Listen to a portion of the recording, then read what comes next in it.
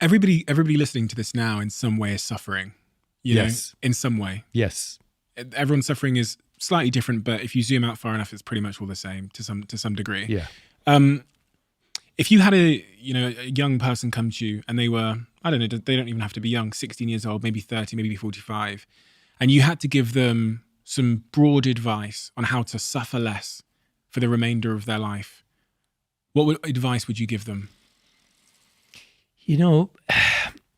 We've reached a stage in our evolution where people don't ask these questions. They only know that they suffer and they want an immediate solution, which is, something like an antidepressant or whatever. And that's what we've created with a materialistic interpretation of the universe.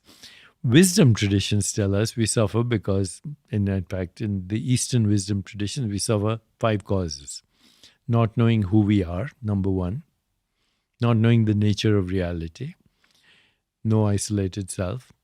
Clinging and grasping at experience, which is ephemeral.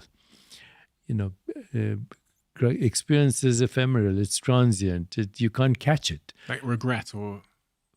Even this experience, okay. If I asked you, on to it, you can't hold on to this experience. If I asked you what happened to your childhood, you'd say it's a dream.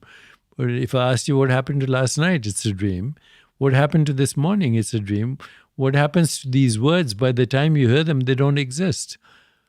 And me trying to cling on to that. So we try to cling on that. Then we also recoil from that if it's unpleasant. We confuse ourselves with our ego identity, which is socially induced, and we fear death. Those are the 5 causes of suffering. So wisdom traditions say you have to figure out what is reality. And when you figure out what is reality, and you can't do that at 16 unless you have been groomed, in wisdom traditions, you were groomed for wisdom. And that started what we call self-education, which is what yoga is, by the way. Yoga means union with the self. Misinterpretation of yoga is this is just the physical postures.